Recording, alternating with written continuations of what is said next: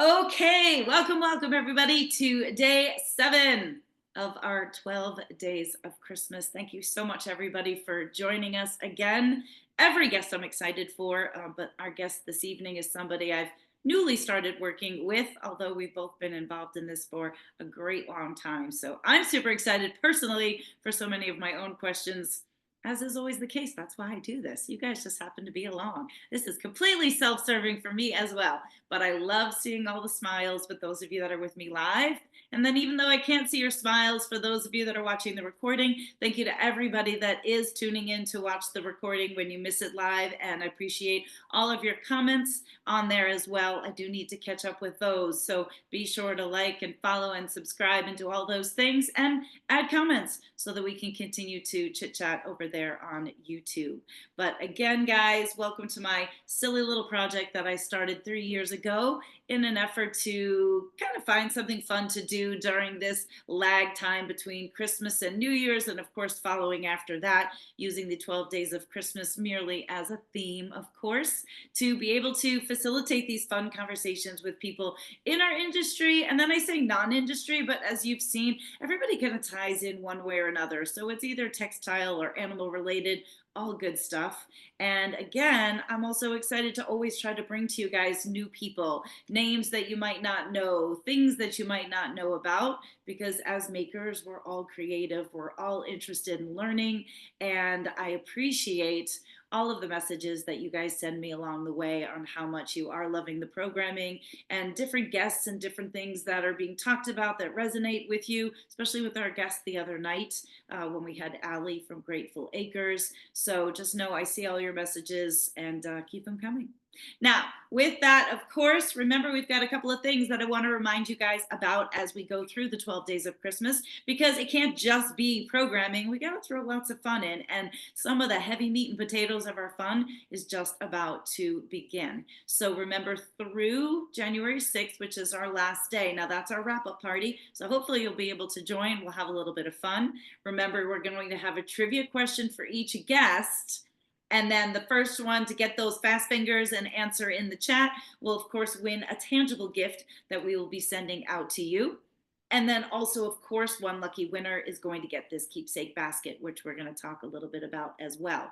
But remember, every night you have to stay until the end, or if you can, of each programming, because I will call upon MJ to pick a number based on how many participants I see are with us, and then I'll scroll down, and then that number, that person will win a $20 store credit to be able to shop with us at Life at a later point in time.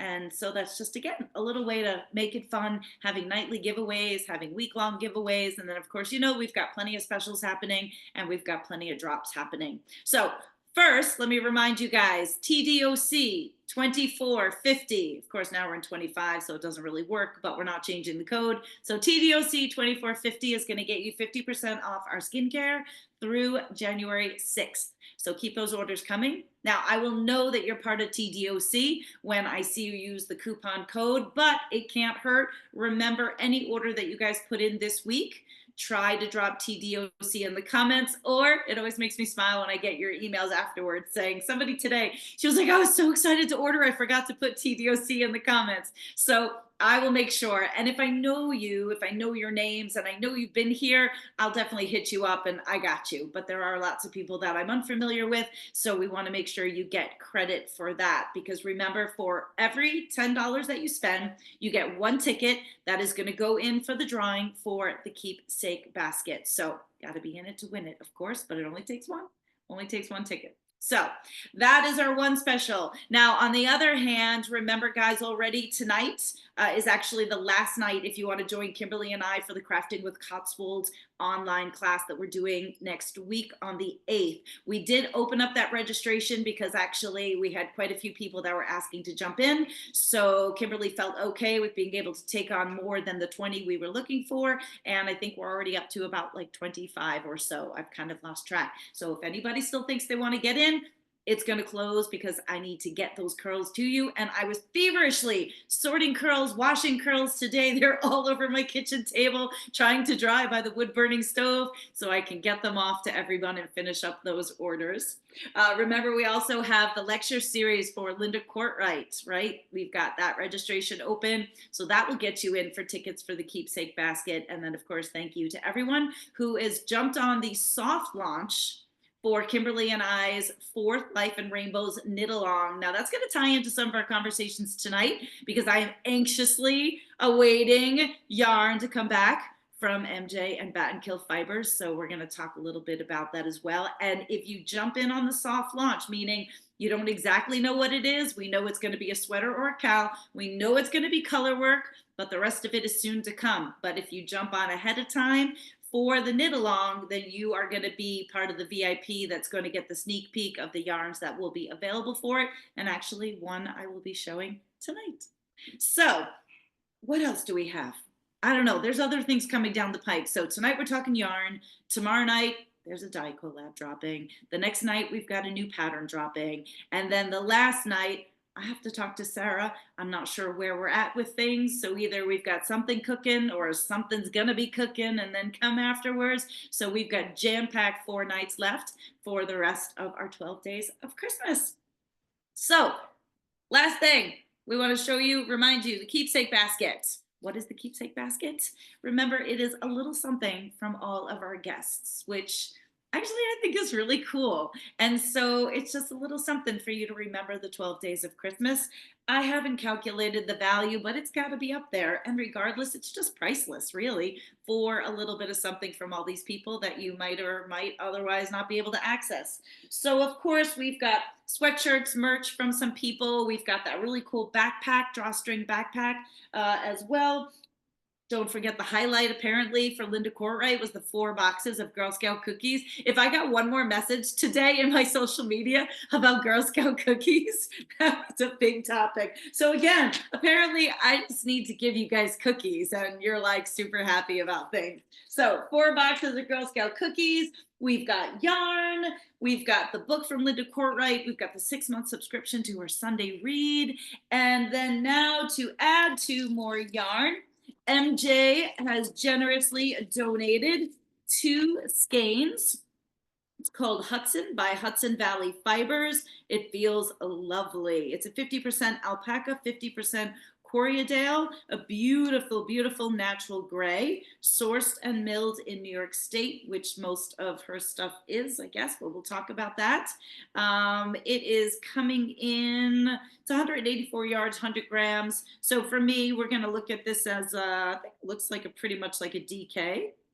And the color is called Black Rock, but I'll be honest and say it's like a really, really deep, kind of like gunmetal gray. The feel is amazing on this. So we've got 2 skeins of this, and then of course, along with some literature on Battenkill fibers. So that has now been added to the keepsake basket, and it's just going to keep going. So with that, I think that has covered everything.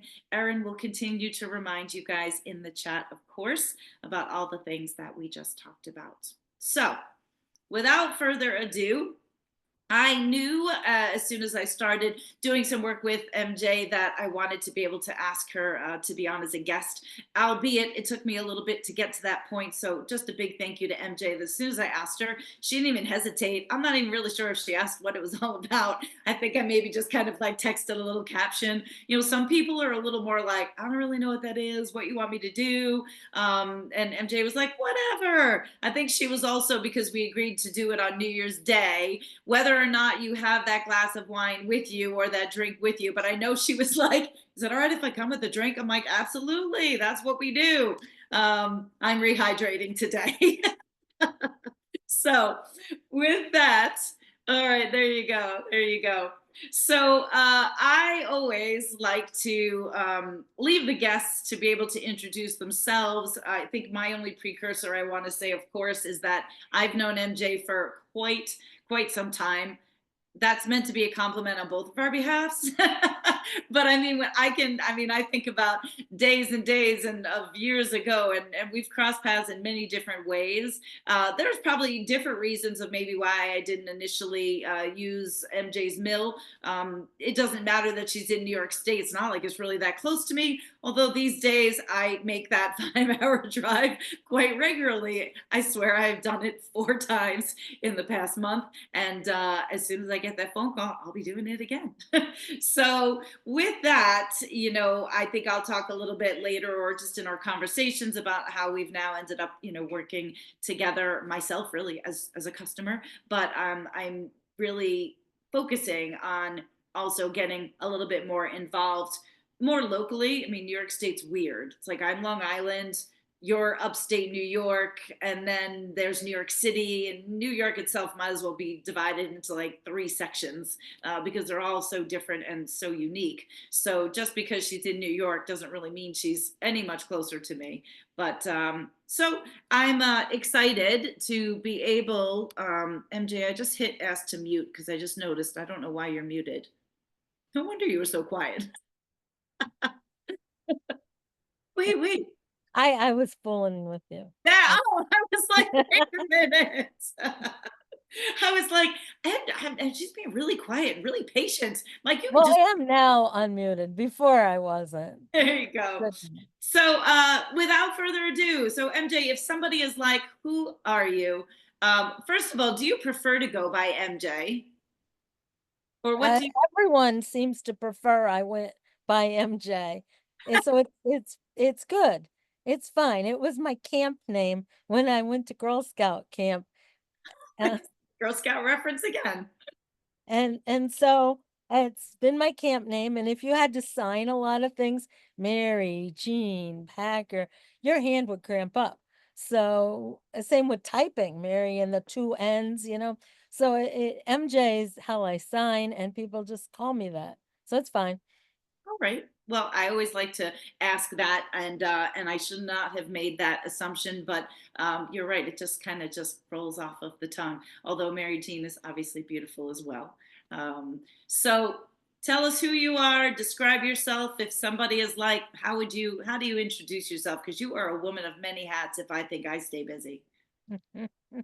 In 2009, I founded Battenkill Fibers, which is a full-scale commercial carding and spinning mill. And I did that because everything else I'd done for the 50 some years leading up to that pointed me in that direction. I noticed there was a gap in New York's supply chain, well, a supply chain in the whole Northeast. I had a consulting business working with rural economic development and place-based tourism. And I also owned a local yarn store and loved to knit, lifelong knitter. And I noticed there was this disconnect.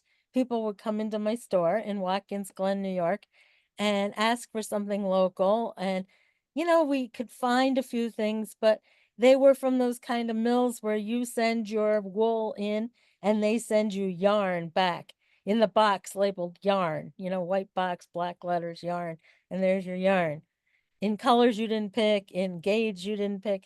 So I noticed there was trouble. We started taking a bus down to Rhinebeck, and here were all these booths filled with farms and this yarn. And the farmers, for the most part, unless they were knitters, didn't know what gauge. And I'd say, "Oh, is that a DK?" Well, I don't know. It's gray. So the farmers obviously needed help. The knitters were local wool curious, but didn't know how to get their hands on it, and I understood this gap. So there we go. I started a mill. That sounds easy, huh? You just rent a building, you go buy some equipment, you stick it in, you put up the sign that says open, and from there it happens, right? No. No, 2010, 1 year after open went up. The phone rings. I'm in Watkins Glen. The mill is here by Saratoga, by Albany. Phone rings. It's the fire department to report my building is burning to the ground. Yeah. So I lost everything, all the equipment, my life savings. Oh Um, my yeah, gosh. it was not a pretty night. Um, but members of the community, the fiber community, and the local community encouraged me. They said, "This is too big. This is too important to give up. Take the insurance check and buy more equipment with it." And fortunately, the bulk of my lending was from my county economic development. And they said, "Okay, it's weird to not have collateral, but you've been making your payments for the last year. You just keep making your payments and rebuild, and we'll support you." So I always have a big shout out to Washington County Economic Development for believing this was going to create lots of jobs and lots of goodwill and help the farmers of our community. And it has, to the point we got on our feet again. We made a little profit. We started then being able to grow. And now we run almost 24 hours a day, 5 or 6 days a week, 18 employees in 8,000 square feet. Now, I want to ask, so in terms of you're saying like all the things in your life previous led you to this. So, okay, you're a lifelong knitter, but had you had you ever had livestock? Like, did you have a background with sheep or anything, or just because making yarn, I mean, there's a big difference going from knitting and using yarn to then actually being able to make yarn and understand the intricacies of, the fibers and the things that I know you know so well now. So did you start with that information, or was this things that you learned along the way? I started with a little because of being in rural economic development and nature-based tourism, place-based tourism, agritourism. So I'd been to sheep farms and I'd talked to a lot of sheep farmers. I've been to other mills. Because of my consulting business, I did a lot of subcontract work for a national level company. Before I started consulting, I'd worked for the U.S. Forest Service and had a national level assignment with them and traveled to all 157 national forests. So, national forests are often in the same kind of places you find a textile mill. And so I'd had an opportunity to look some of this over, most notably our friends at Green Mountain Spinnery in Putney, Vermont. And without them, I don't think any of this would have happened. They were so supportive right from the first day, which was the same year they opened in 1980. My son, who's now 43 or 44, I guess, was newborn and I was on a little maternity leave. We hopped in our red Subaru and we went over there to see this mill called Green Mountain Spinnery. And I said, "Oh, this is amazing. Someday I want to do something like this." And they're like, "Great, you want this one?" And now I realize that's the common phrase of a mill owner. When someone says, "Oh, I wish I owned a mill," you immediately sell them the one you're standing in. But I didn't know that then. And I thought, "Oh, how nice of them." And so, but besides that support, all through these years, they've been great supporters of everything I'm involved with.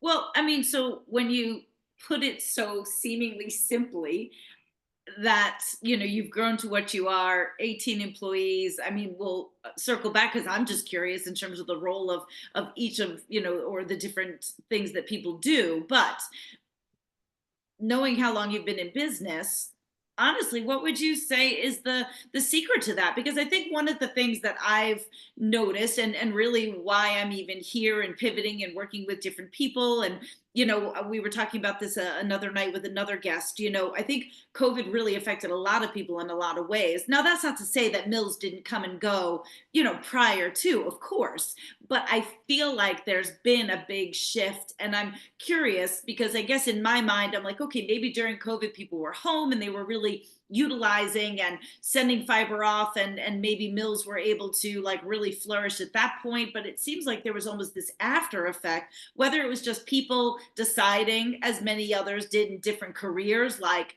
okay, you know what, life is short, I'm not happy, I'm gonna switch and do this.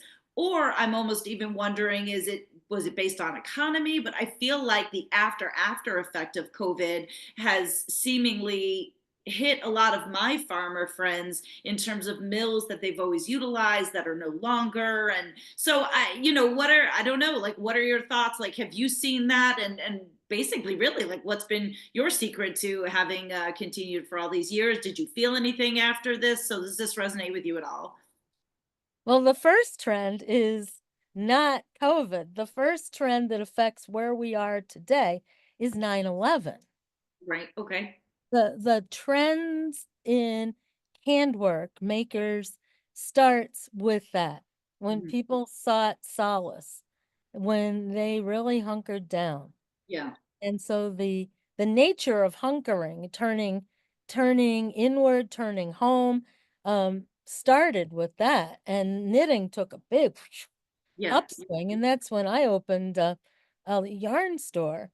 And in parallel to that was yet another phenomenon we haven't talked yet, the local foods movement. In that same period, people began asking, where did this come from? What's on it? Food security really mattered. And so with it came people who were saying, this comes from a farm. Well, clothes should come from a farm too. So there was this growing awareness that's been building. I mean, just look at Rhinebeck. The Yeah. first time I went to Rhinebeck, it was like a sheep show. Now it's more like I can't say it online. Another kind of show.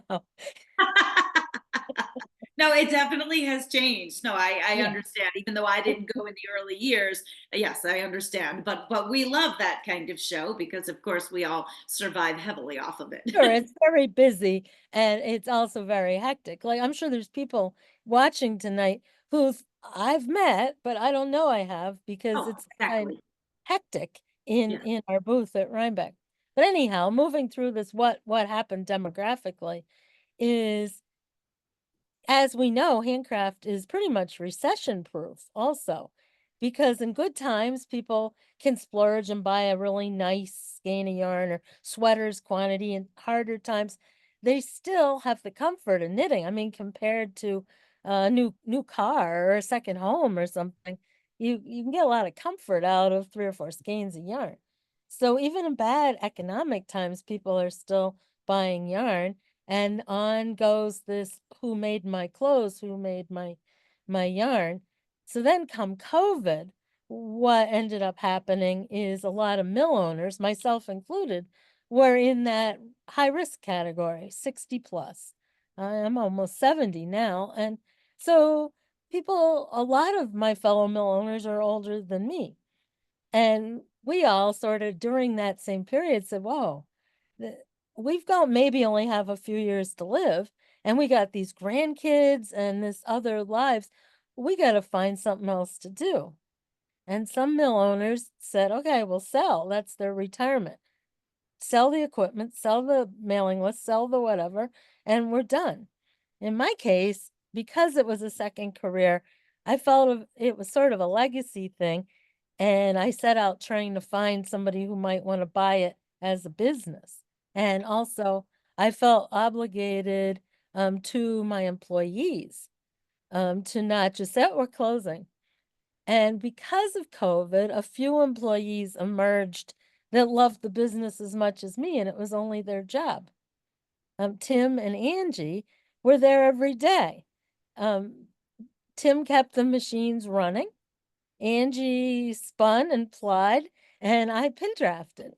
And we kept the orders going. The mill's big enough that we all had our own space we worked in, and we kept it going. And I noticed those traits in Tim and Angie. And so after COVID kind of settled down, I said, I can't keep doing this forever. Would you guys like to you ought to buy this business. And they thought about it for over a year, and are working toward them being full owners. Right now we're three-way partners, and we're in year 3 of the partnership, and it's going great. Yeah, I wasn't sure if that was public knowledge, so Oh, yeah. I didn't know. I mean, of course, just newly working with you, but I know that I had been made aware of that. But so yeah, I mean, thank you for being transparent and sort of sharing that in that sense. And so overall, you feel like then just the changes in mills closing and things is just more about people making choices based on other things that they want to do versus the economics of the mill business in itself. No, it's certainly not the economics. There's plenty of demand and there's growing supply. A lot of folks that we buy wool from. So most of our customers are farmers who want their own custom processing back. But some of our customers want us to source the wool for them and make yarn for them. And um, then they'll dye it and sell it as indie dyers, or we also spin for some brands. Probably our best known customer like that is we spin the sock yarn called Rambler for the woolly thistle.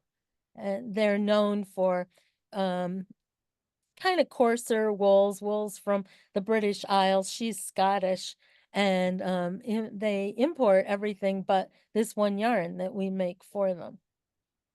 So, um, there's definitely a huge demand and maybe only growing.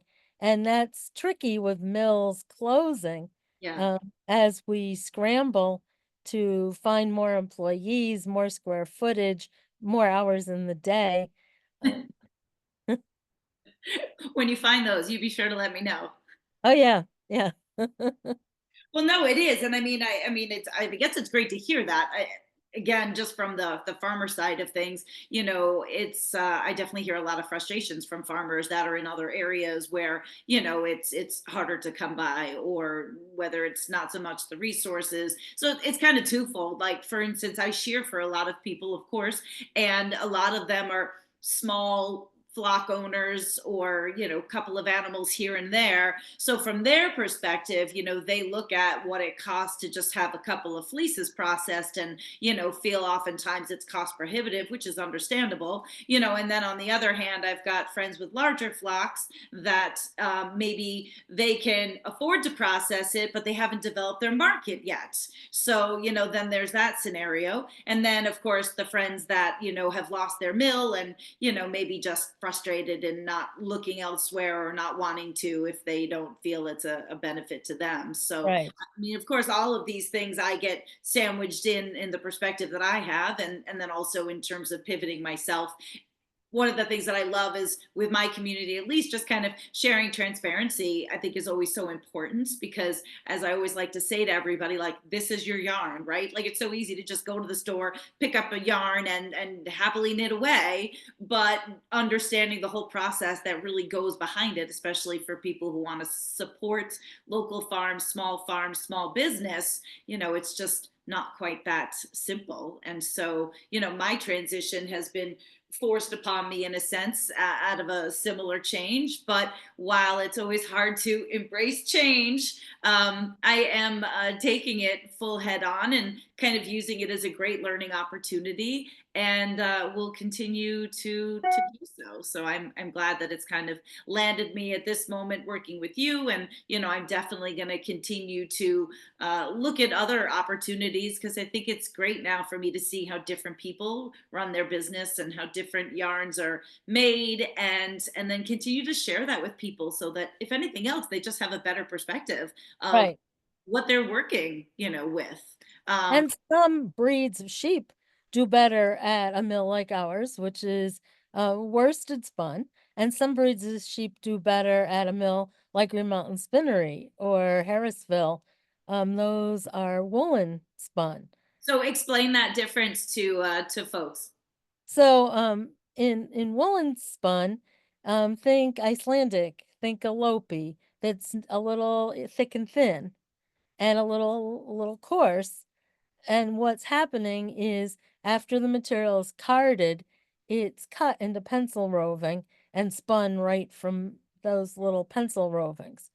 And so fine wools, soft wools, shorter staple wools, they do great in a setup like that. And they'll also full beautifully in blankets, green and black plaid hunting jacket, any kind of knit it first and felt it next project. Absolutely perfect because there's all those ends. But if you're working with Cotswold, Border Leicester, Leicester Longwool, Lincoln, Romney, anything with a tooth, any coarse fiber, if you were to cut that into pencil roving, two things would happen. There's so little crimp when you went to spin it, it wouldn't hold together in sliver form, one. And two, it's a long staple that's being cut a couple of times. So something, a 6-inch long fiber may get cut 3 or 4 times. And so there's all those ends now instead of just two ends. There's 2, 4, 6, 8, 10 ends, all to make you scratchy. That won't felt as well when you don't cut it though, because there's less ends. But what people look for in worsted spun yarn is drape, shine, drape, smoothness. Like when you were looking at that alpaca Corriedale, it's 185 yards and 100 grams. And you said, oh, it looks like a DK. It does. But weight wise, that is the weight of a worsted. 100 DK is usually like 240 yards in Hmm. 100 grams. And that's the difference. That's going to be a lot smoother, a lot denser, less airy, especially with alpaca, 50% alpaca, as that's a very dense fiber, soft but dense. So now So circle back, just because I know that was a lot of, so then you, so just so everyone can hear it again, you are which type of spinning? worsted, And then the other one you're saying is the woolen. woolen. And The then, other thing that happens at worsted spun is after we card, we don't cut in to get the pencil roving. We make our roving by condensing and combing. So that's going through the combs of our pin drafters to further orient the fibers. So the whole thing is all about trying to straighten out and align and make the yarn as smooth as possible. Um, so then when we spin that, um, we can draft it a long, long ways because we've got everything aligned. And again, that's a nice benefit with these coarser wools. And that's what's local to our area. That's what thrives in the Northeast. If you draw a line over to England, Scotland, Denmark, Shetland, Norway, Finland, I'm jumping around, but you draw a line, it's over to there. And all of those places, these are the kind of sheep from there that came here and do well here. mhm.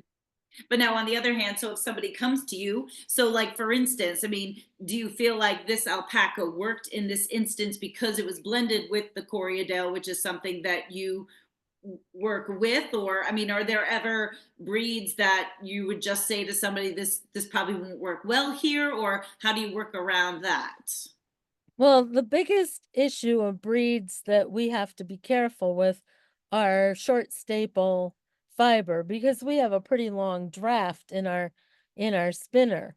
And so we can't do any fiber that's shorter than 2.5 inches or Mhm. it just won't hold together. So like a baby doll south down, we do our best, but it's hard to get it to hold together. Yeah. Um, it's got plenty of crimp, but it's just so short. Now, So taking that's really something that our might be issue. too short and blending it with a fiber that's longer, does that work, or it doesn't work because then you've got two different staple lengths? It You got to be real careful, or you're gonna have blobs. Uh, Gotcha. Yeah, slubs, there's their technical name, but what happens is if we knowing that we're working with two lengths, we pin draft it a few extra times to really try to get essentially every long staple fiber right next to a short staple fiber. So the longs go through and the shorts just ride along. Now, I know, guys, we're totally geeking out because honestly, even my head is spinning from the amount of information. And, to some perspective, even if you're only understanding every other word, let's say, or every fifth word, at least if nothing else, it's just sort of mind boggling again to think about everything that goes in behind the scenes to get that yarn to you. So maybe like MJ, just because I know most people don't have an opportunity to go to a mill, I'm even floored to hear you say 18 people employed at your mill. Now, maybe to some degree, that's because not everybody can work every day, but what would be like the different roles? Or let's say, okay, I bring you, fleece. in I don't want to say in brevity or in simple layman's terms, but maybe just explain to people the processes that it has to go through, and then do you have certain people just for those jobs, or how does that work?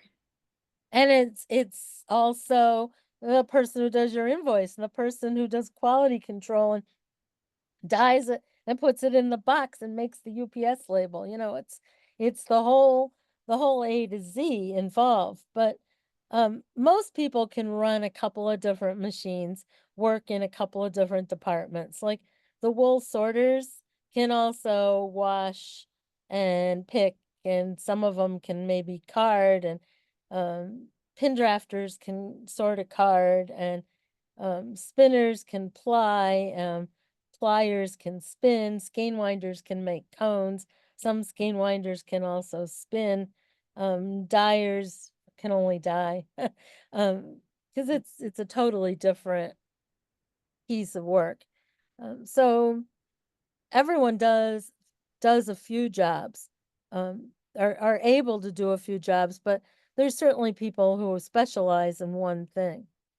So the fleece comes to you, and then just kind of walk everybody through the steps, if you would, about what happens when it arrives in the bags to how it ends up being into yarn, Sort and open, take a fleece, dump it out on a table, and make sure there's nothing in it that's going to ruin your yarn or my machines. which would be like what? A clump of hay, a clump of manure, a kid's toy, a dead mouse, a hoof trimming. Uh, Certainly not from anyone you've shorn, Tabitha. But No, no, those little feet, those little hoof trimmings get in there for damn sure. But I would imagine, I mean, this I think is the part that blows my mind. I would imagine you've probably seen it all, correct? yeah, yeah, especially the number of dead things. Um, all the way to dead birds or parts of chickens. I don't mean like grocery store chickens, on farm chickens. Yeah, yeah, I Yeah. got it. Guys, what you have to remember a lot of times, because also I see it, I will shear for somebody. And 9 times out of 10, it's the same story I hear. Everybody has such high hopes of doing things with their fleece. And yet, when I show back up the next year, I kid you not, the bags are half the time still sitting where we left them.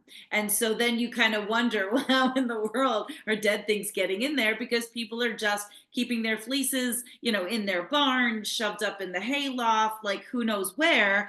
And they're sitting around collecting dust, collecting things, and once you enter that bag of fleece, perhaps depending on how big or small you are, you might not make it back out. So that's how these things very easily happen. I can only imagine. So we sort out those things and pick the wool apart so that it'll wash more easily. If it's 50 pounds or less, we wash it in house. If it's 50 pounds to 1,000 pounds, we wash 20 miles away at a facility called Clean Fleece that is a project of the Hudson Valley Textile Project. If it's over 1,000 pounds, we bale it and send it to Chargers in South Carolina, where they'll scour it and send it back. But their minimum is 1,000. Clean Fleece has a 50-pound minimum, and everything less than that we do in house. And yours is a 10-pound minimum to even start, correct? Yeah, if you don't have 10 pounds but still want something done, that's fine. But Right, you but you're still have paying. to pay for 10 pounds. So you may as well get 10 pounds. Gotcha. All right, It so it gets can't washed. run with a smaller volume than that. Mhm. Which is unfortunate for people who are really macro, really micro business. The good news is there are some mini mills around, and there's also hand spinners and spinning guilds who will help people that literally have just one fleece that they Yeah. want to process. So there are options besides just paying us for 10 pounds. Yeah, or they also have the option to just accrue fleeces over a Yeah. couple of years and then go ahead and look to have it processed at that point too. Yeah. So after that, we take the washed wool and put it through another picker to fluff it back up as it kind of clumps together when it's being washed. And then it's ready to be carded. The purpose of carding is to align the fibers. I mentioned it with the pin drafting, but it starts in the carding where it's just a jumble going in a nice line of roving, like a strip of quilt batting coming out.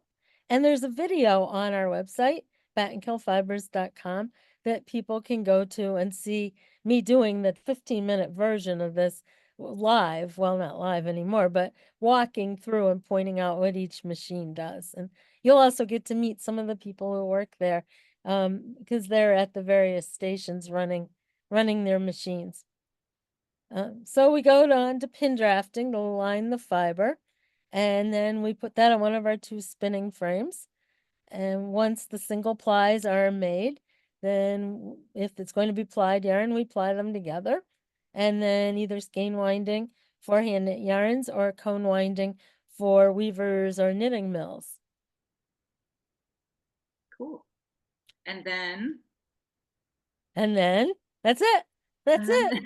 all right, you made that sound way easier, but thank you for that brevity. Because, guys, when you go to a mill, I mean, the amount of machines and steps, and and then of course the intricacies of whether it's a 2-ply, 3-ply, like whatever it is that you're doing, and then the skein winding. So she's definitely keeping it a bit easier in that sense. And when I go back up the next time, I will definitely, everybody, make sure I get some video and get some pictures. I was kind of in a rush the last time I was there, but did get a full tour. Angie had taken me through, so it was definitely interesting. I mean, of course, I've been in around mills before, but what I've gotten is not a reality check because I knew it would be, but I've worked with one mill for so long, and so it's interesting to see how something else is done, but it really is a whole new language and a whole new way of working, of which I have to say I was super anxious about, right? Because, like,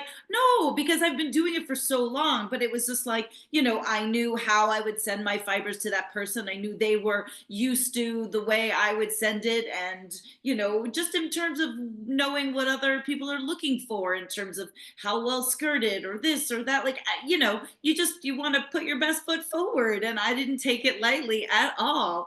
And so I was super anxious about getting my fibers to you, in the first place, and And going through. so, well, let me just say, she drives up with these bags in the back of her van. They're like in order. It's not like just thrown in. There's the row of the Corriedale and the row of the Border Leicester and the row of the Shetland. And I can tell what they are by looking at the wool, but she's got them all lined up like this.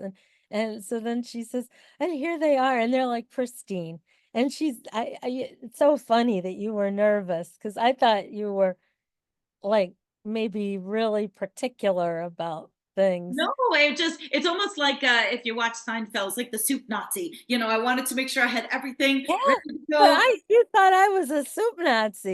No, no, no. But I'm just saying, like, I just wanted to be perfect, because again, I'm so respectful of, well, I Yes, you were very respectful. Yes, I just thank look, it's you. your time, Thank it's your you. business, right? And here's the thing too, is that it's funny, I was just having this conversation with the 16-year-old that's here with me this week. No matter how much we think we know, there's always something else to learn. And honestly, when it comes to wools, which this is why I love talking about this, I haven't done as much with wool. It's kind of been the Oh, stepchild in my life. oh. And really, in a way, I'm sort of forced, full disclosure, I'm sort of forced at this moment to find more appreciation in my wools, which I am happy about that. But I'm definitely less knowledgeable because llama alpaca is my thing. And the wool's always just kind of been added on, or I'll turn it into roving. So it's really newer for me in that sense. And then of course, your amount of knowledge when you start whipping it out of the bags and blending things together, my head was spinning. I was like, whatever you say, whatever you want to do. Oh, so but that was also part of my interest, was understanding, like, what was your background and what was the reason, because really you do predominantly just focus on wool, correct? We do by volume probably 80% wool and 20% mohair, alpaca, llama, rabbit, whatever else. But 80% at least wool, but by number of customers, because the mohair and alpaca and llama farms that we serve generally are smaller farms. So we do have quite a few customers that Mhm, make up that 20%. mhm, And we do buy some alpaca and some mohair for our customers, like the skeins you're giving away. mhm, Those were made for our customer Cornwall Yarn Shop. That's mhm, their own brand of yarn called Hudson Valley Fibers. And mhm, so we source that alpaca for them from we used to just source nearby, but we've gotten enough call for alpaca and mohair both now that we're mhm. sourcing from further and further on them as well. So to explain to the community, and that'll lead into my question. So one of the things, like I've talked to you about, one of the things, guys, that I'm used to is, so when you are processing llama, even alpaca, there's the guard hair. And so I've been always used to a particular step called dehairing, a machinery that, based on microns, is able to separate out, or do a decent job of separating out, the guard hairs to yield that softer down and create a finer yarn. It also does a good job of separating out any VM or that might be there. So MJ does not have that at her mill. So, what do you look for differently in terms of processing alpaca to make it still come out as a beautiful product? Not a lot of guard hair, meaning, do you just take premium that goes in, or how is your machinery set up? Do you look for a certain staple length? And this is completely also self serving as well as educational for everybody, because as I did say to you, when I get back up there to pick up stuff, I do want to, it's more of an experiment for me, of wanting to send a run through of, alpaca or some of my really nice llama, just to see how it comes out and how it Right. compares. So, what do you look for when you have to carefully work with these fibers versus the wool that you generally work with? We look for alpaca or llama that looks like wool, that's at least 3 inches long and has nice crimp. Mhm. And so that's generally what alpaca farmers call the first, Right. or the blanket, they'll call it. And then there's seconds and thirds. And a lot of people separate out the seconds that still have quite a good length and quite a lot of crimp. It's maybe going to have more guard hair in Mhm. it. The thirds, the necks and the legs, there's really no sense to bring them to the mill. You can Mhm. just throw those out or put them in your garden. But the seconds, sometimes we can use them, or you could also just card those seconds with maybe a little wool, and then have that made into sheets of felt for insoles or home decor items, Mhm. or use it for stuffing. In fact, those seconds with all the guard hairs, the predominant guard hairs, and a lot of different staple lengths from really short to quite a bit longer, that comes around the neck and the legs. Um, that's actually good in stuffing because you get your squish from your short ones and your strength from your, so it doesn't just go flat, from your tall ones. So a mixed blend like that, it's got a lot of uses still. But for premium yarn, like we're giving away there, you really want high crimp, low micron, not a lot of guard hairs. And as to how do the guard hairs come out, they come out during carding and pin drafting, Okay. because the carder exists to get out vegetation. Mhm. And so anything that's straight and doesn't have crimp, the carder machine can't discern a piece of grass from a guard hair. So Okay. it takes the guard hair too. So Interesting. it's really, its role is to move things that are crimpy along and line them up, and things that are straight drop out. Interesting. And same thing happens in the combs of the pin drafter. Again, it's aligning things, and there's a slight bit of conditioner, but even so, there's a little bit of static cling, and the guard hairs and are made differently than the fiber part, and will static onto the rollers instead of, they come through the combs, and instead of going on into the sliver, they stay with the roller. Mhm. and we can just grab them out like that. And Laura, I want to answer your question in terms of what are first, seconds, thirds, particularly when you're shearing an alpaca, the entire body is shorn versus a llama, of which we don't necessarily always do that. And so your firsts are your prime fibers, which are always going to be the fleece or the barrel area, the middle section of the animal, not under the belly, but just covering the body part, if you will. And then as you move from there, like MJ was just saying, because the whole animal is being shorn, things like, you've got the neck, you've got even shoulders, you've got haunches, you've got legs, you've got belly. So all of those are divided into separate sections based on their length and then their quality. And obviously, one being the best, and then three being the least, like leg wool, belly wool, kind of stuff. So that's how that is. And then also, MJ, Justine was asking, how did you come by the name of your mill? I do think I know this answer, but so she was asking about that. So we're located right on the Battenkill River. Upstate, a lot of rivers have the word kill in them. And so the Battenkill begins over near Manchester, Vermont, and empties into the Hudson River in our town in Greenwich. So we're on the part of the Battenkill that is its full width. And at one time in Greenwich, there were 13 mills. The water powered many mills, grain mill, lumber mill, sawmill. And there was another mill called Battenkill Fibers in the 1800s, just on the other side of Greenwich from where we're located now. And one of the first managers of that mill um, brought his whole family there. They'd come here from elsewhere, and he'd come to make it more efficient. And it was the 1800s, and um, his kids didn't have to work in the mill, but they sure saw other kids who did. And one of those little kids of his was Susan B. Anthony, who went on to understand the need for women to have control of their own paycheck.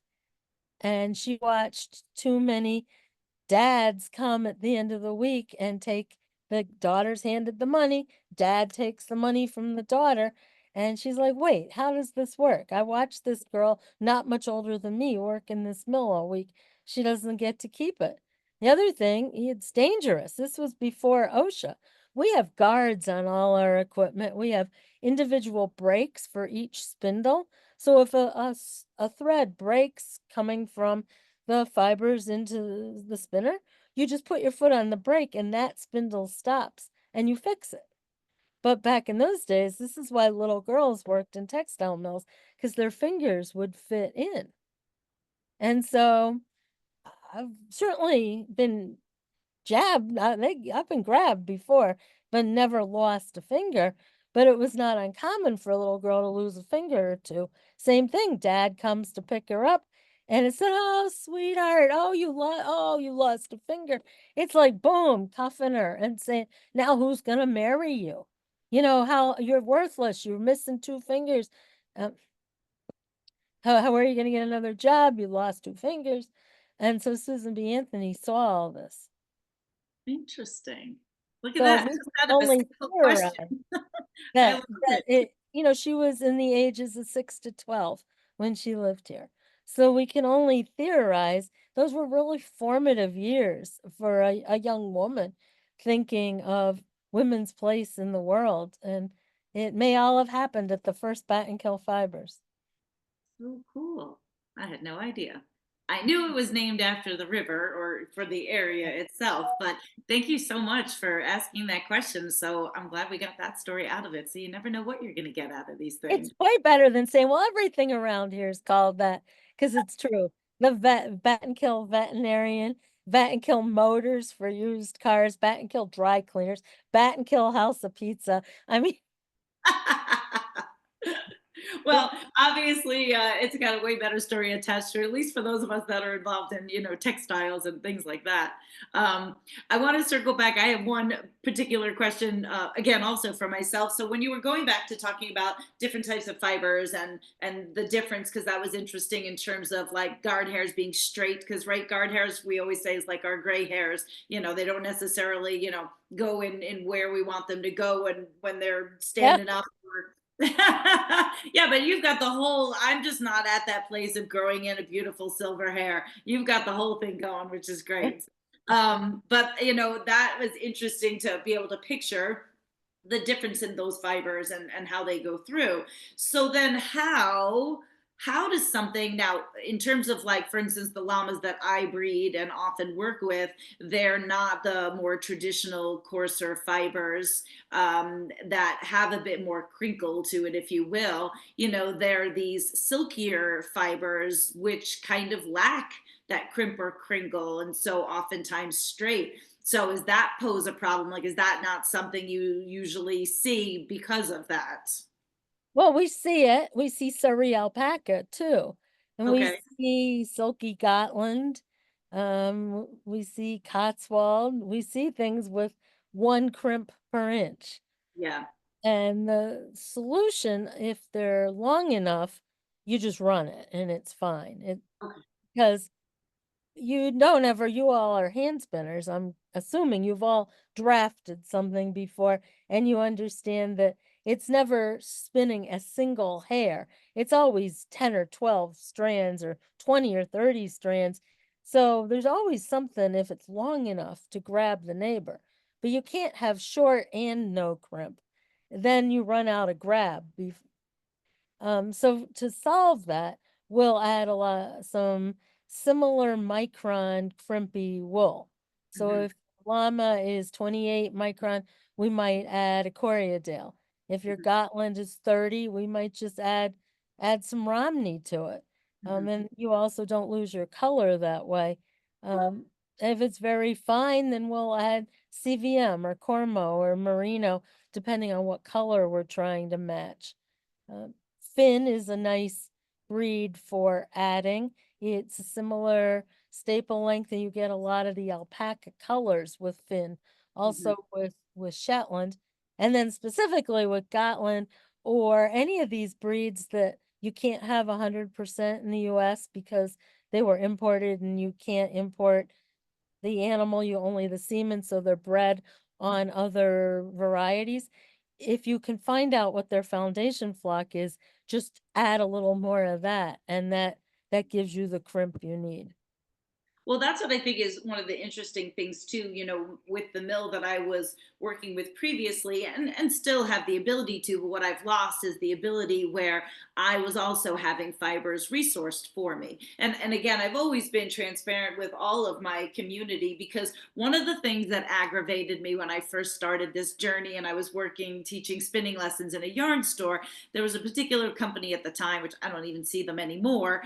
And it was way before people were sort of like attaching a name or the sense of small farms and local fibers, to the yarns. And this was a wholesale, right? So you're getting quantity, and the yarn would come. And I remembered the one in particular, there was like a picture of Andy. I'll never forget. It was like Andy the sheep.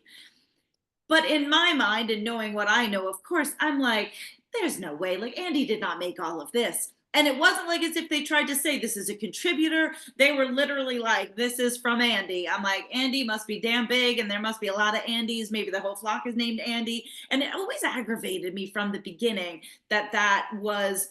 And I know that there were some other companies that have gotten caught up in things of like trying to maybe started this way and then transformed and then maybe did not carry their community along with transparency to the transformation. So for me, I always wanted in the beginning to be clear about that, because look, I can only own so many animals, and that is not going to justify having more animals to make more yarn. The two don't balance out at all. And then, of course, even when I was shearing in the early days, being able to accrue fleeces from my customers, and then that wasn't even enough. So we kind of came up with the American raised and spun, because I was resourcing, fibers from more in the, Western area, but still that's local, still United States, which is still different from where some people are buying their, yarns that they're dyeing from overseas or whatever. So I love, that that is also something that you do even in the wool category of things.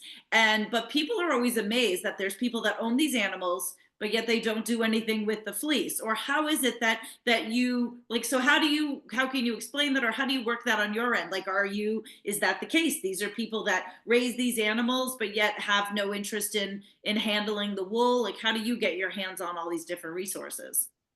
Mostly exactly that. We'll have a customer come in and note they have really nice fiber and they don't knit or they don't want to market it. And yes, they knit, but they only want a sweater's worth.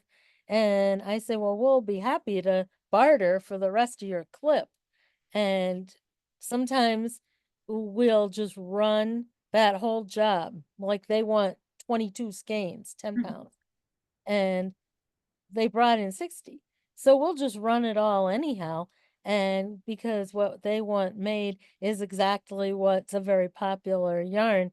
Um, so it's every little arrangement is different. We do quite a lot of work for yarn stores, mhm, and they really like it when they know the wool is from a farm near them. mhm, So that's another little wrinkle of needing to have customers all over New York, all over the Northeast, where we can source wool from, so that the nearby store can know it's from them. We worked the last year with a group of 6 farms in the Finger Lakes region who happened to all be members of the Hudson Valley Textile Project. So not right here in the Hudson Valley, but farmers that were interested in what the textile project was doing. And well, one of them owns a yarn store, actually, not a farmer. And she said, well, how can I be helpful? What could I do to support? And I said, well, you've got some farmers in your region, most of whom have yarn that might market really well as a hiking sock. Between the wineries and the state parks and the national forest and the national trail system that goes through the Finger Lakes, hiking is a big thing that people can walk. It's more open space. You can walk through the wineries, go from park to park through a winery and into a wildlife refuge, let's say. So there's a lot more opportunity for hiking socks, almost like in England or the Lake District. You hear people walking there. So we pooled their wool and off we went. We had machine knit socks made for them, not in New York. And that's one of the things the Hudson Valley Textile Project is hoping to address, is to encourage someone to open a sock knitting company here in New York State so we don't have to send it out. mhm. Well, and the other, I mean, and that's even a whole nother, I mean, again, there's so many different things that you have your hands in. It is absolutely, incredible. But I know that that's one of the things that I'm, taking advantage of. And, when I ran up for the workshop, if you will, with the Northeast, right? Northeast Fiber Exchange. Am Yeah, I saying that right. correctly? Yeah. Um, And you he had know, that. I had said to MJ, look, I mean, my situation, of course, the mill I still have the opportunity to use, but it since had been sold. The new people that have taken it on, I mean, one, they're still kind of going through some growing pains in terms of their ability at spinning, but they are in no way interested or able to keep up with the demand that I have. And so that's what's forced me to, start looking in other places as well. So I'm equally excited that I was able to say to MJ, okay, look, I need to continue to restock my shelves and feel really good about the fact that now I can also help to support, things that are happening more in my local, area. And so I'll only use that segue because I want to make sure two things that this has forced me to do. I I always say if anybody could see the amount of fleeces that I have here, I'd probably be on an episode of Hoarders. And it's it's a good kind of hoarding, right? Like just those of you that always have too much yarn, I'm always like, it's good hoarding, don't worry, and I feel like that's the same. And I've been on a fiber diet, meaning I've been extremely choosy about what fleeces I bring home, and I just have to close my eyes to the ones that I leave behind or know that they're going to go in the trash. So I know that's one of the things that I'm hoping to see if I can help or be of any help, to get stuff, to the mill that you guys might be able to use, or anybody in your circle that otherwise is going to waste. On the same token, it's also forcing me to go through fleeces that I have and kind of get back to a bit more of my grassroots, because look, the skirting process takes forever. And so it was really nice to just ring-a-ling and say, I want to design this kind of yarn, and we're going to have this blended with this, and then we're going to add this color, or we're going to add silk, or I'm going to add bamboo, or whatever I wanted. It was so much easier to be a yarn designer, and I'm proud of that. But now I am being forced to be skirting my fleeces, and that's the van load that I brought up to you, is fleeces, again, going back to that I've shorn. So I'm honestly super excited to bring to the community kind of where I started, and going back to, which it's long, long, long overdue. It is going to be more wool consistency, but I'm super excited to see what comes back to me. And part of what I had said to everybody is, those of you guys, yes, the trash.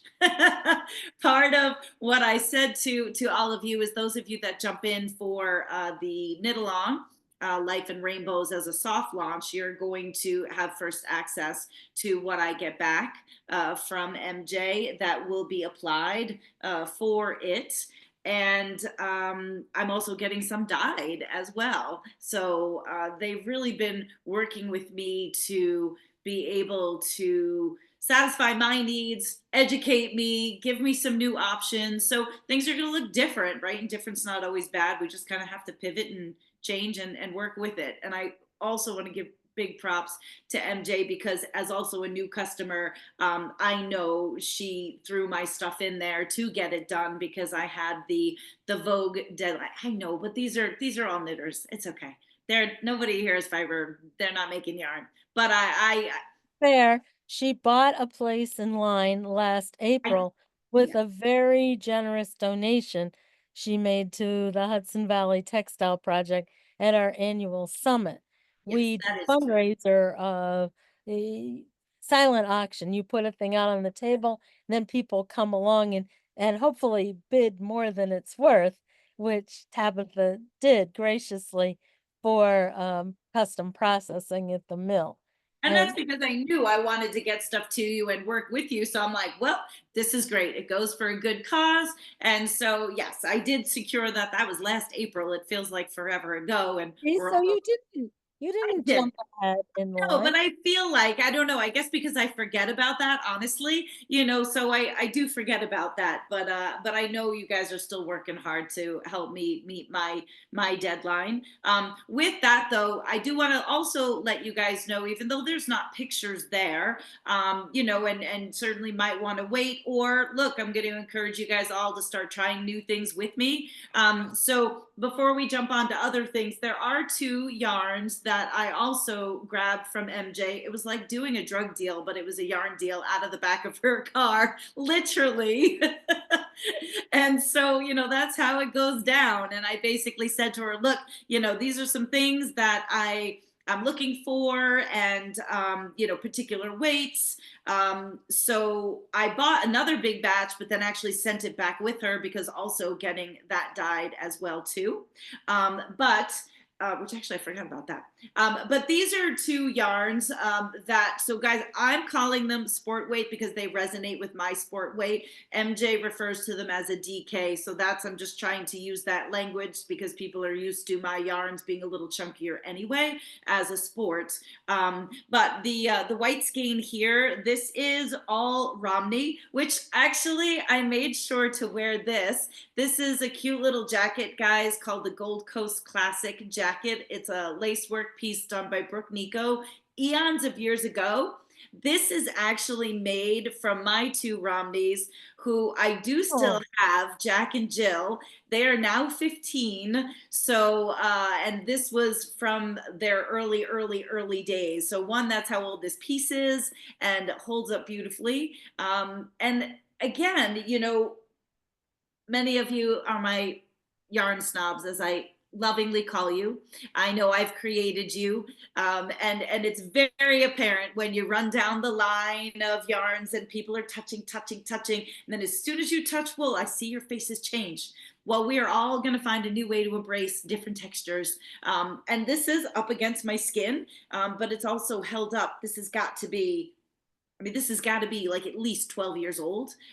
This was made from their early fleeces. So I wanted to wear it because I knew you do a lot of work with that. And I knew this yarn as well, the well. gray is a Romney blend, right? Romney Merino, yes. Yeah, so this one is all Romney, and you can feel the difference. There's definitely more of a squish factor with the Merino added in here with the Romney Merino. So, definitely a difference in texture. But both of these are on the site labeled as such. There's just no picture because I didn't get to it. And on top of it, we've got so many things coming down the pike. It's a little bit of like a precursor. I almost didn't want like general population to see it because these are things that we're kind of holding aside for those of you with the knittle on. Yeah, that project that you're talking about, two color, three Mhm. color, whatever, Yep. you've got enough of the gray there that Yes. you could do a gray sweater and a two color yoke. Yep. Uh, would be stunning with that gray. Well, and hence that's why I sent some back to you to have some dyed. So we're having lots of natural colors as well as some dyed. Again, there are still, guys, we have still of our alpaca blends, Jasper and Obsidian, two in particular, that are in volume. But that was the thing we talked about when I was talking with MJ about trying to make decisions because somebody might want to go with the natural and then do the color, there. Somebody might want to go with color as the body and then do a natural. So there's tons of different options, and it's just been really fun to go through this new process. So I just wanted to share this with everybody. And so again, this is no different than my American Raised and Spun. I actually am thinking I want to come up with a different name and a different tag as I move forward because I think it's even more special that the majority of it would be New York raised, and spun. So I'll be thinking about that. But these are Now, we two do things. get that fine wool is got a great story too. It is from the American West. There's just not enough fine wool here in the Northeast for all the fine wool we need for our customers. Mhm. And we have a relationship with a group of farms and ranches. It's called the Shaniko Wool Company. And some of you may know Jeannie Carver, who's Mhm. really one of the outspoken leaders in the American wool world. And she's based in Oregon and has put together this group of farms and ranches who have committed to the Responsible Wool Standard certification. So RWS certification, and that is verifiable soil and water care on their farms. In the American West, water is way different than here. Water is something we try to pump out of our basements here. Water in the American West could be a whole year's worth of rain equals 1 week here in New York. So they're very careful about water, soil erosion, soil retention. And so the responsible wool standard looks at not only what you would think, which would be animal husbandry practices, and shearing safety and so on. But it also considers the soil and water, which has always been one of the issues with grazing the American West. So I'm really proud to be able to offer that specific brand, if you will, of fine wool for blending with our customers. Justine, her name is Jeannie Carver, and the company is called Shaniko, Shaniko Yarn Company. Those of you who've been in the biz a while remember the Imperial Yeah. Stock Ranch, the Imperial Yarn brand. That was her company, and she had to sell it when her husband got sick, and she needed to pay for some huge medical bills. And he begged her to sell everything but the land. And as long as you've got the land, you'll always have something. So after he died, she said, "Okay, honey, here I am with your land. Now what?" And like in a dream, it said, "Well, put the sheep, go get some more sheep." And she knew that sheep alone would not pay the bills that she was left with as a widow. And that's when she said, "Well, we got to differentiate what we've always been doing well here." It was her husband's land ever since Oregon was settled. So we've got to do something different. It's a touching story and a beautiful website that she tells it way better than I do. But anyhow, that's where she got the idea of what about a certification that would really add value to what they're working so hard to do there. So I want to make sure people know the other things that you do. But so talk to us where the Hudson Valley Textile Project came, like where did that come from? How did that come into play? Because that's what we were talking about that I went to last April, and not really sure how I can get even more involved. But these are just things that I'm trying to learn more about, get more involved with. So talk to us about that project. It's a whole nother story of I one little thing I wanted and suddenly I have a whole big thing. It's your fault. Yeah, well, Gail Parinello's in on this too. She is second career for her as well. She supported her husband. He was a doctor. She ran his office. When he retired, she says, "I want a yarn shop." So she got a yarn shop, and the girls that knit with her really liked a certain yarn she carried, which was the old Taki yarn. Taki, then Taki Stacy Charles, and now that's been acquired as well. But at the time, it was the first brand we spun for, and it was funny thing. The alpaca Corriedale you have right there Mhm. in 50-gram put-ups, was even featured in Vogue magazine, Vogue Knitting, my first big kind of breakthrough yarn. And Gail carried it. And then they were bought and stopped carrying it. So we lost a customer. And Gail cold called me and said, "You don't know me, but I own a store that has a bunch of samples in a yarn you made. I don't suppose you have any odds and ends." Well, I did because you could only ship to them in cases of 10 bags of 10, so 100 skeins. So if you made 120 to make sure you had enough, now I'm stuck with 20. So I had enough to fill her shelves for a bit, and I sent it. And she said, "Well, do I need to send any money?" And I'm like, "No, we'll sort it out. I'll send a bill." And boom, we just started talking about, well, why did her customers like this, and why was using locally sourced important to them? And I said, there's seems like a lot more interest between makers who really want to know where their fiber came from and farmers who really want to support makers. And I said, "Why don't we have a little discussion group about this?" And 4 or 5 of us met in a diner in New Paltz and talked about what were the needs of this network. How could we connect makers to farmers more effectively? And we decided maybe we should have a focus group. Nothing like a good focus group. What are the needs of the farm to market industry in the Hudson Valley? And so Gail and I each invited 20 people, and you assume 5 to 10 of those are going to come, and it's a focus group. So we each invited 20 and 50 came. Don't even try to do that math. So we'd ordered 25 half sandwiches because had no money. This is before we got Social Security. So we had nothing to spend on this. And we had to cut the half sandwiches in half. And we didn't have enough chairs. It was a riot. People were sitting on the floor. It was like a college party with these half sandwiches. But out of that came the need for there's a need for an official network. You ought to make a nonprofit, they said. Why don't we have an organization? And we could have dues, we could have meetings, we could have committees. We could get committees to work on problems we have, like scouring, like finding a market for low value wool, like getting a dye house. We need these things in the Hudson Valley. So we went to Panera Bread, and see, it's always involving a half sandwich. and on the back of a napkin wrote the bylaws for this nonprofit and filed them with the state. And we got the accountant to write something. We sent it to the IRS. They said, "Poof, you're a nonprofit."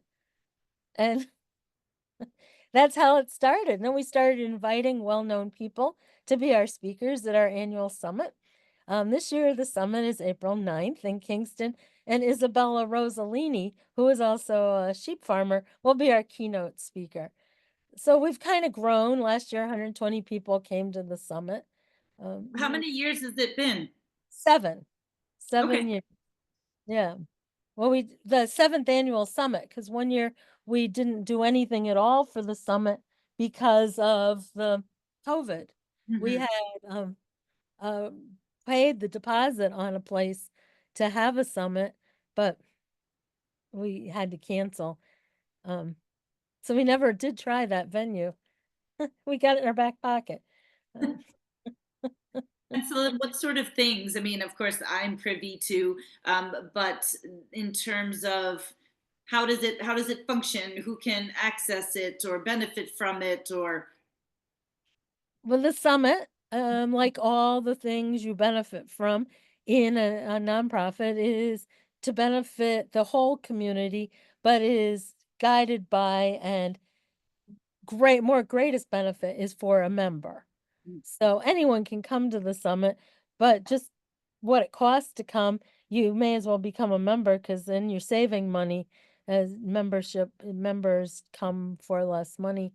Um, and like so the products that I see that are being made and kind of labeled, I don't know if it's by HV, TP like or the is it koozies and the yeah, just all those yeah, different things. So, wrapping for meaning who's install. buying that? Is that, going out to the greater public? Is it just a matter of networking and showing people what they can be doing with their fibers?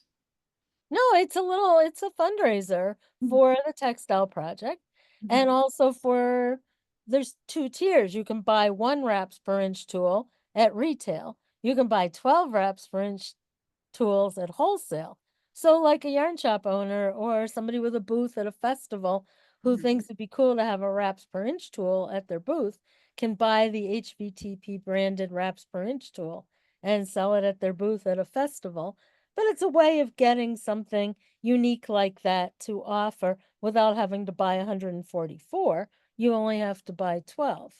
Yeah, and we jumped in. I mean, one of the things that I was super interested in was being able to kind of pilot the wool pellets. So Yeah, that's what I've yeah. been buying the wool pellets that are on my site, from the Hudson Valley Textile Project to be able to pilot run it, see what people think. I think it's really interesting, before I was going to be in a place to then, get all of my scraps together and potentially get some made. So, that's where I've found it at least helpful, as well as just getting different ideas and being able to network with different people as well.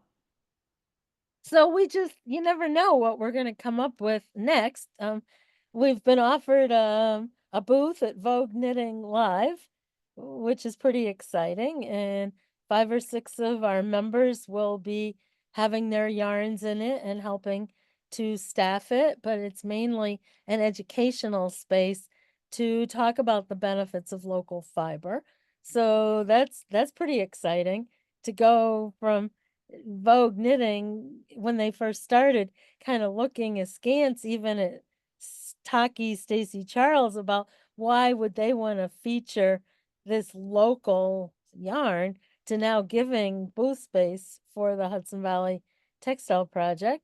We're gonna be on the 5th floor, right in the middle, inside, not out in the hall, in the middle, where last year they had just chairs set up, half of that we're gonna be in. It'll look like a little farmer's market. It's Oh, it's well, very we'll look exciting. forward to seeing you there, of course. We're on the sixth floor, but I usually get some time, at least by the end, to walk around. So I'll definitely make sure I stop in and say hello for sure. So. And I didn't know about this offer before I signed up for a class and a lecture and Yeah, but so now you already told us before we got started anyway, because yet something else you're involved in, you have to get whisked away anyway. So, I mean, these things just find you, I guess. But so let everybody know what you're excited about that you've been asked to be a part of as well. And this is a huge honor. I've been appointed to the American Wool Council. Um, the American Wool brand, the Got Wool people. Very exciting, a huge honor to represent everyone here in the Northeast. There's no one else from this close to the Atlantic. It's huge, and it's an honor.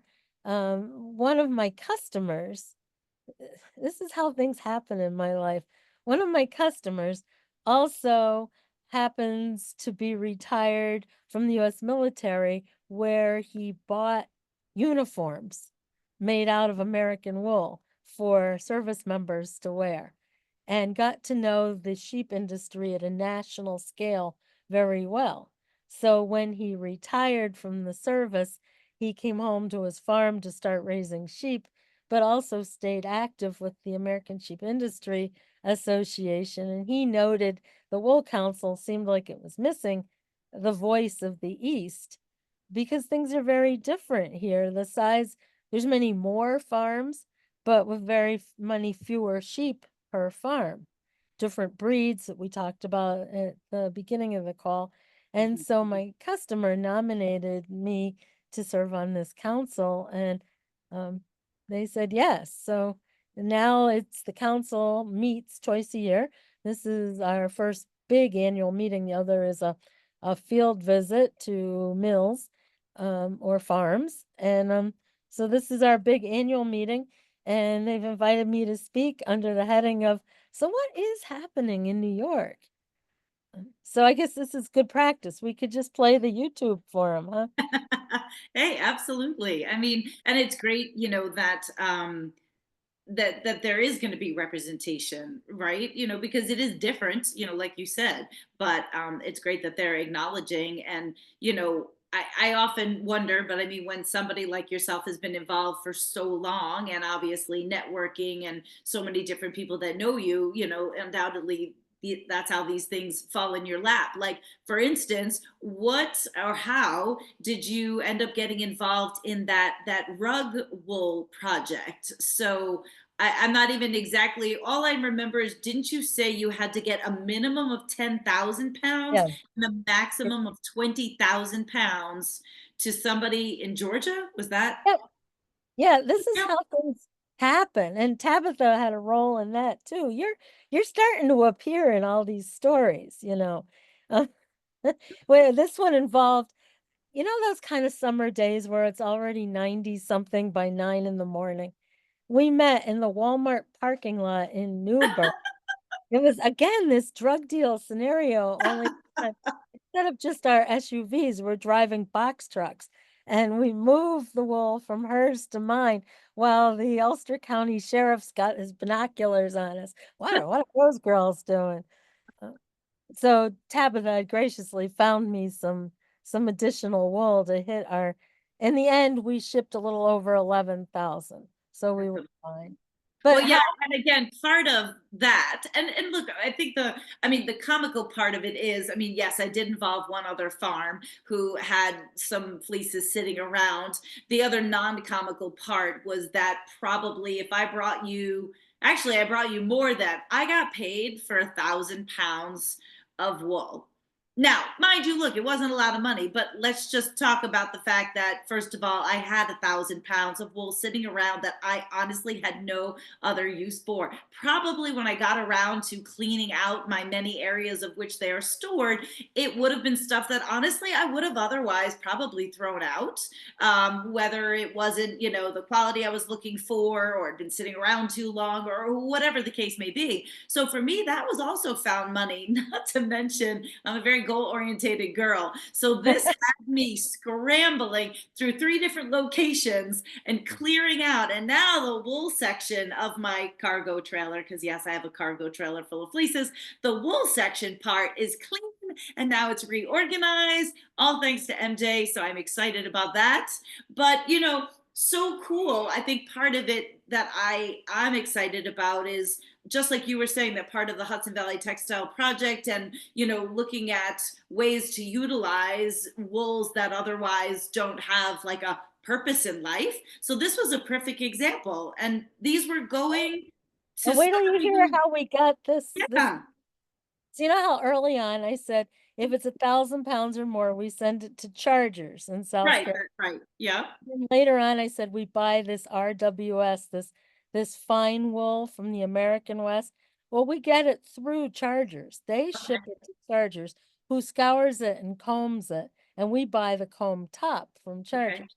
So we're already in a relationship with this place called Chargers, which is a multinational corporation that has an office in Jamestown, South Carolina.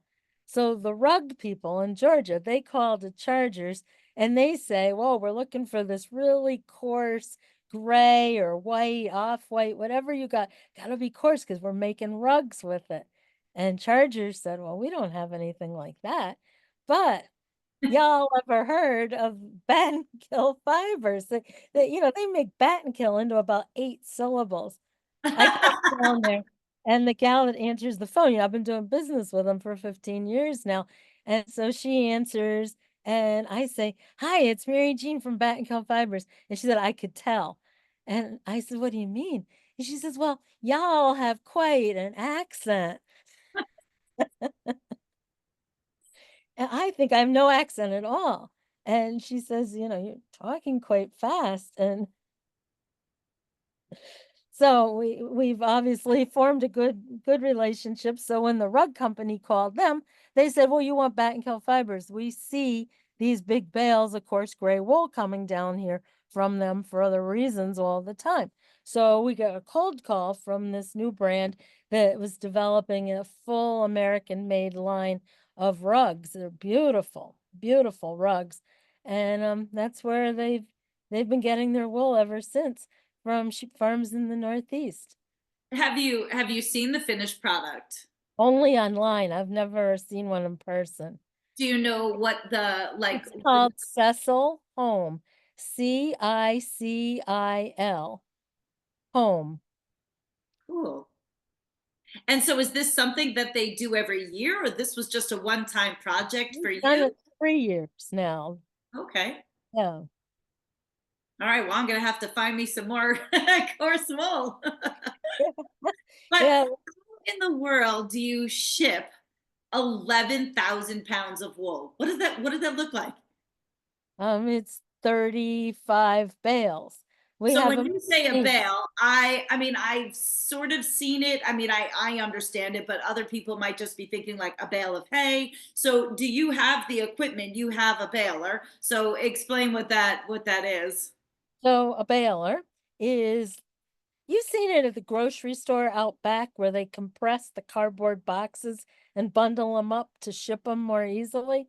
It's that same idea of 4x4 box made out of steel with a pneumatic press that raises and lowers. You line that with a nylon wool sack, dump your wool in, the press tamps it down, dump in more wool, and you keep doing that until you have 300 or 400 pounds in this 4x4x4.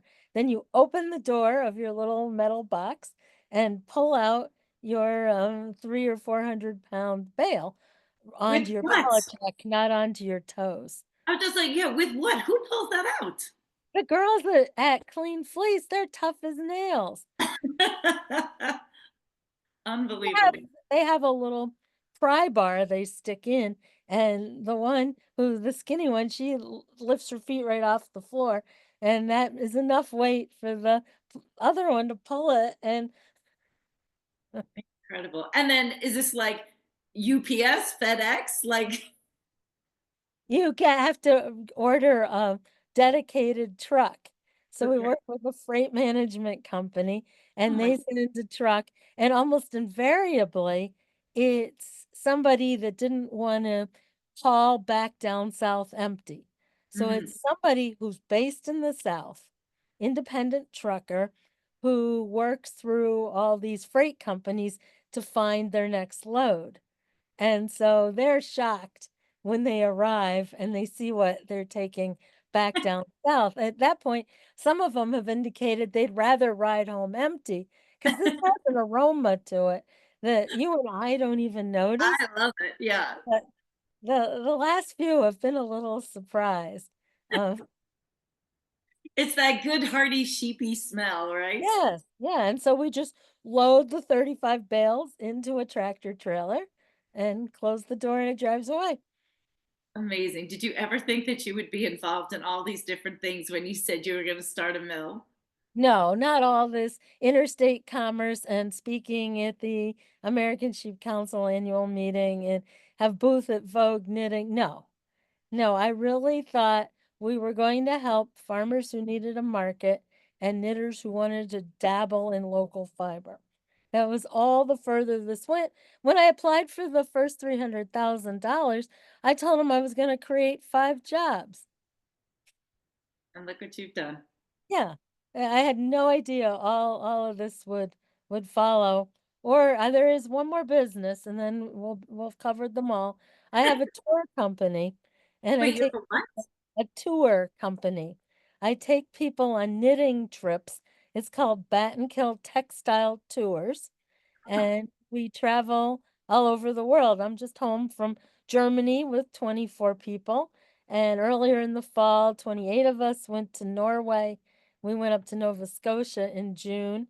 Next year's trips, we have Paris in May, and then Scotland in June.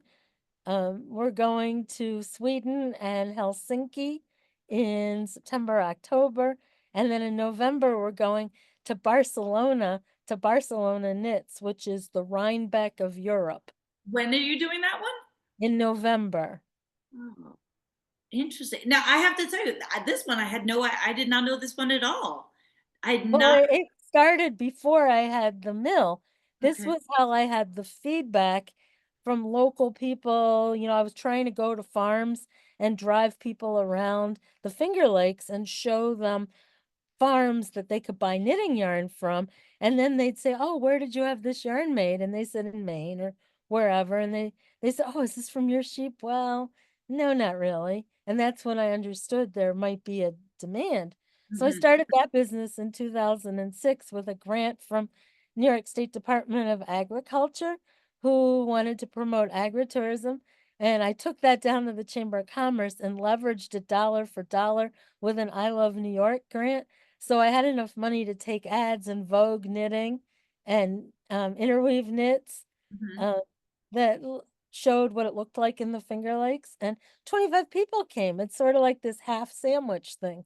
Again, completely unprepared for this success. They all came, but you know what they wanted. So we drove around, we drank the wine, we bought the yarn that wasn't actually from these people's sheep. And we had a good time. And they said, "Oh, you're pretty good at this, but we don't really want to do this again. We want to go to Ireland. Can you take us to Ireland?" And I said, "I don't know. I'll work on it." So I went to Ireland on my own to see what I could figure out. And it looked a little more, even though they speak English, a little more than I could really tackle. So I found a tour company that said they would help us. And it was called the Irish Tourism Board. Now they have a division called knittingtours.com. They were right place, right time too. And we've had this symbiotic relationship ever since. And they offer hundreds of tours, but they always will help us when we need a tour. So anyhow, we went to Ireland, and that's really the rest is history on the Battenkill textile tours. And so do you, I mean, I know in that instance, you reached out to something that was, home based to help it. So in each tour that you do you find somebody local to help coordinate it, but you're still putting it Right. all together? And then do you host all of them? Um, I've gone on everyone so far, but in 2025, we're talking about adding repeats, a couple of repeats, Mhm. and I may not go on some of the repeats. Because I mean, I love going to Norway, but you can only go to Norway so many times.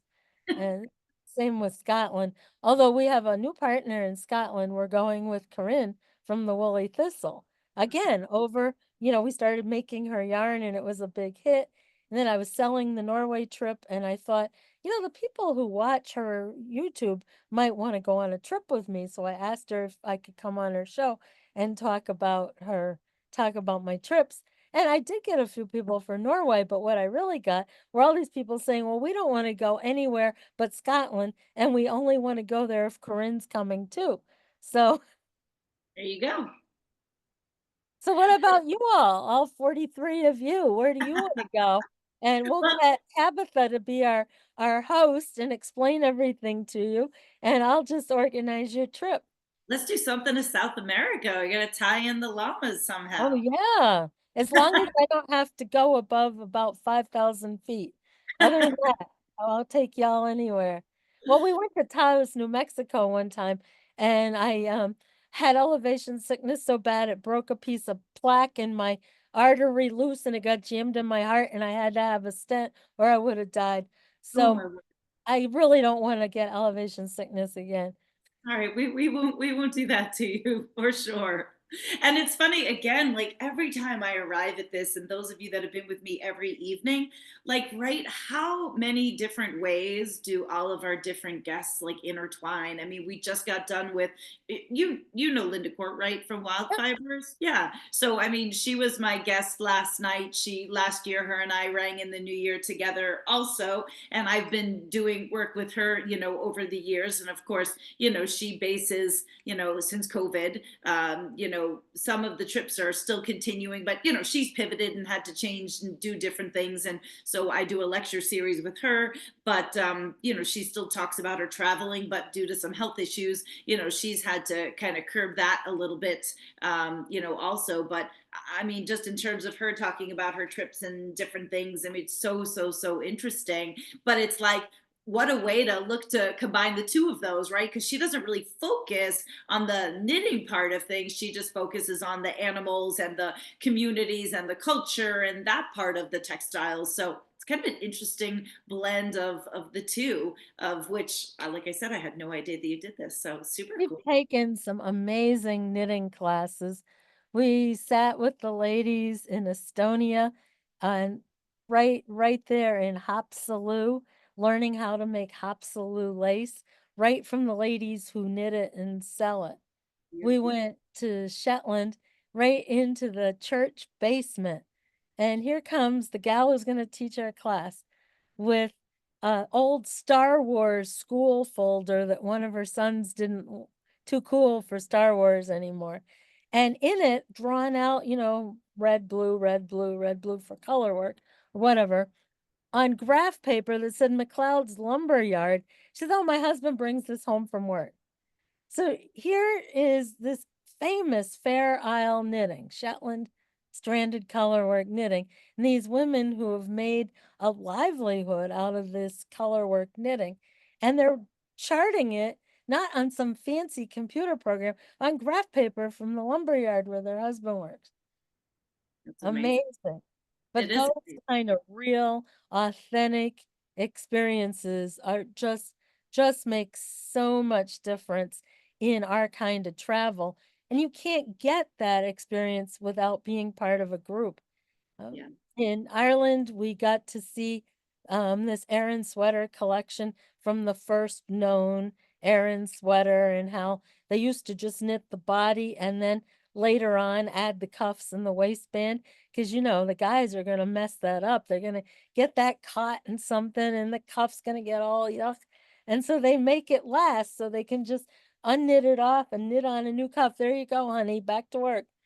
Um, so you don't get to see that and hear those stories when you're by yourself in the Irish Folklife Museum, but a group of 25 people gets immediate access to those opportunities. In Nova Scotia, we sat with the North American Rug Hooking Museum board of directors in their special room, where they white glove look at these first hooked rugs made by from scraps. That's what rug hooking was, a way to use up a piece of wool clothing, sometimes hand spun, hand woven, finally come all the way back around to getting into a rug. And we saw that, and then we had a class with them on how to make our own, how to rug hook. Cool. Yeah. Awesome. Well, hey, I will put myself in that pot. If you need a supplemental tour guide, I'm all about it. So you feel free to keep Okay, in mind. find me low elevation South America, and we're there. Awesome. Well, we'll definitely keep it in mind. And hey, feel free, guys, to hit up Battenkill tours there and let them know your interest. Maybe we'll see if we'll get something going. Well, Sweden is sold out, and so is Scotland, but we still have room for 6 more in Paris, and we haven't started selling Barcelona yet. So that's the one. Amazing. Uh, I actually, and the reason why I was asking about that is I have a woman, Mimi, who works for me, and her family, which I've met, and she's actually from Barcelona. So I can't wait. oh, I can't wait to tell her about that. So yeah, that's super interesting. So she'll be so excited to hear that. yeah. Well, look, I clearly I could go on forever and ever, and I'm to your testament. We've actually pretty much held on to our same group. So what I want to have you do before I always say my quick goodbyes, which I'm going to make them quick and then kind of turn it back over to you, so that way you can add anything or conclude in any way that you didn't feel like you had to get in. But pick a number for me. We've got, it says 41. That means we've got 39, because we'll take, well, actually, it's like 38, because we'll take 3 of us that are involved out of the picture. So I need you to pick a number between 1 and 38, a favorite number, whatever number. I like to. 17, What's that? 17. All right, cool. So hang with me, guys, because you know this is not a sophisticated way of doing this by any stretch of the imagination. 1, 2, 3, 4, 5, 6, 7, 8, 9. 10, 11, 12, 13, 14, 15, 16, 17. I Catherine. would have picked a lower number if I'd known you were going to count them. Oh, no, it's okay. You know what? Actually, that was generous. Sometimes when it's the other way, I just count backwards. So Oh, I don't have any other way to do it. People know that I'm doing it fairly and randomly that way. So Catherine Quirk, you are our winner this evening for $20 store credit to shop at Life. That will go into your account with us after the 12 days of Christmas are over. And of course, then it just gets added. Because don't forget, guys, all of you we have a rewards program online. If you don't know about it, sometimes I forget to tell you. But anytime you shop with us, that's the form of you get $5 cash back, store credit, and you can accrue that all year. So your rewards show up at the end of every quarter. If you make sure that you shop with us with an account as opposed to as a guest, you'll always see it, and it'll ask you, do you want to use it, not use it? You could roll it over. So that's always our way. Again, it's also saying thank you. We'll be in our 4th year of our rewards program for that. So for the sake of time, you guys, by now, most of you, you know everything we've got going on. You know all the fun stuff that we've got happening coming down the pike. Check out my stories, of course, on social media to keep you up to date on everything as well. Tomorrow night we'll be joined by Shanna Felice of Lamb String Yarn. She's oh, tired. So we've done for her. well, And and that was, I was just going to say, somebody just recently, and I made sure I copied it to my stories. Somebody just recently had posted something that was knit. So it was like her dying on your yarn, or I forget. it was me. It I was just you. I just knit, I don't know where it is. I just knit a cowl Okay, in I remember. another I yarn, remember yeah. somebody with something, so it was yours, and I thought you had no idea. And again, there was a way that 2 of my guests from this year's 12 Days of Christmas were right together in the same project. So how cool is that? And I know because she used to be a local Long Islander, so that's how her and I were friends before she relocated. And I've done one other dye collab with her, but we've got a really cool dye collab that's dropping tomorrow night with Shanna. So I'm excited to bring that all. Colors are amazing. Yeah, They're she does a really. rich. Yeah, I sort of she likes her. moody. I mean moody in a nice way. Not Yes. the the very yeah, rich. Yeah, well, she's got she loves her gothic background. She's very into her deep colors. Yeah. It's So hard to do. deep, dark. It's really Oh, beautiful. So I'm excited. Of course, I know what they already look like because I have them, but you guys are going to have to join us tomorrow night to be able to see that. So, MJ, before we wrap up, I know that everybody is completely fascinated by this. I mean, there could be a part two very, very, very easily. I'm excited to continue working with you, using this platform for people to understand who you are if they've not heard of the mill. And even if they had heard of the mill, just to hear a little bit more like behind the scenes and what goes into it and all the cool things that you're involved in. I truly mean it. I really am trying to, also get more involved and be of any help I can in any way and continue to learn a bit more about wool also as I work with it a bit more because Lord knows I have the fleeces here and will continue to have access to more as well. So I hope that not only is it something I can benefit from, but I'm really hoping that I have an opportunity to help other people that are looking for things that as a shearer, I have my hands on that is otherwise not doing anything. So please keep me in mind Oh, as yes. well. And Yes. I'm excited for what's to come. But how, anything you want to share, any way you want to end on this, any last minute thoughts? And thank you again for bringing in the new year with this great talk. A great way to my favorite subject, talking about wool and yarn and all things local fibers. Thank you everyone who stayed on to for all these goofy stories. And next time you are at a place I am, just come up and tell me you were on this Zoom. Oh, good. Yeah, and I'm sure many of these, well, I shouldn't say many. I know a lot of these people will be with us at Vogue Knitting Live. So don't forget, guys, if you plan on going there, make sure you stop in on the fifth floor and check out the booth that they're going to have there. And then, of course, stop in on the sixth floor, right next to the stage, and be sure to say hello to us. But I'm excited about getting some information from MJ, hopefully soon, where I can be making another trip back up to the mill to get the yarn as well as drop more fiber off. So the saga is going to continue. All right, great. Well, thank you. Don't forget, guys, about these two yarns that are in the store. Don't forget, and thank you, MJ, for the donation of this beautiful yarn for the keepsake basket. Thank you all for being with us this evening. And I look forward to seeing everybody again tomorrow night. So have a good night, everybody. Take care. Bye.